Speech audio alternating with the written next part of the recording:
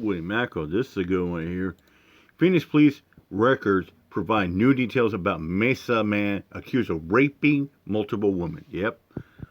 Phoenix police reports from nearly 6 years ago raise a new question about why accused serial rapist James Estep wasn't stopped sooner. Good point. Here we go. First to expose how a Mesa man and accused serial rapist kept avoiding prosecution. Not once, but twice. A grand jury indicted James Estep in August after police say his latest victim was a 15-year-old girl. Investigator Jennifer Kovaleski just obtained police reports from Phoenix PD showing Estep's alleged pattern of abuse might have started as early as 2017. We also learned Estep didn't show up for his most recent court hearing. We're here in CR 2023-138123. The Maricopa County Attorney's Office showed up. His defense attorney did too. Estep, who is not present, refused transport from the Maricopa County Jail, where James Estep is being held without bond. This latest court hearing happened in November, leading prosecutors to ask the judge for this. And in light of Mr. Estep's refusal, I would ask to have him brought all means to future dates. Estep's now charged with 30 felonies, including 20 counts of sexual assault, involving at least 6 victims, going back 5 years. Prosecutors say the attacks on women happened in Phoenix, Mesa, and most recently here in Tempe, where police say Estep violently raped a 15-year-old girl he picked up at this light rail station. This guy is released, he's let loose in the community, and then he does it again and again and again.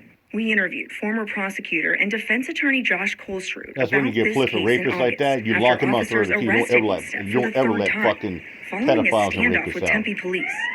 I think it's ridiculous. How many more women need to be raped before the county attorney decides to do something in this case? Mesa police Pedophiles and arrested rapists don't ever Estep deserve a twice second before. chance.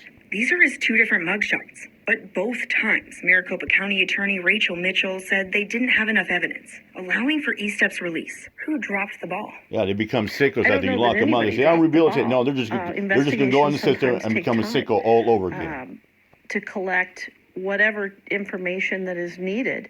The ABC 15 investigators waited more than 2 months for Phoenix PD to release these reports. They provide new details and show questionable police work in previous sex crime cases where Estep was listed as a suspect. They're also raising new questions about why Estep wasn't stopped sooner. The first in 2017. According to this incident report, the assigned detective for this case was not aware that a sex assault kit had been obtained from the victim.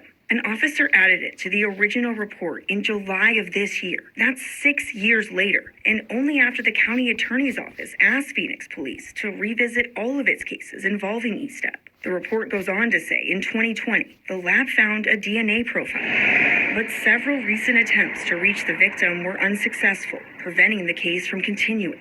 Then there's this case from 2018. The victim claimed Estep raped her multiple times, telling police back then she had a sore throat because of how hard James was choking her. No rape kit was performed, but the report said the victim was willing to aid in prosecution and provided pictures. But when an officer tried to reach the victim, the phone number was noted incorrectly, so the officer sent her an email and mailed a postcard. The case sat cold for 5 long years, until this summer, when detectives went to the victim's house and were able to conduct a comprehensive interview, leading to 6 of the charges Estep is now facing. We reached out to Phoenix police and asked if officers could have done more and potentially have stopped Estep sooner. Phoenix police didn't answer that question, but did say the department was aware of the sex assault kit in the 2017 case, even though the assigned detective was not. As for the 2018 case, Phoenix police defended the original detective's attempts to reach the victim, but confirmed officers never went directly to her house until prosecutors asked them to find the victim this summer. I'm investigator Jennifer Kovaleski, ABC 15. You know, sometimes why some victims are scared to come forward, because they're afraid that the rapist might strike again and do it all over again. Or sometimes you get these serial rapists, or also sometimes serial killers as well. They threaten, say they're going to come back and harm them, or even unalive them as well.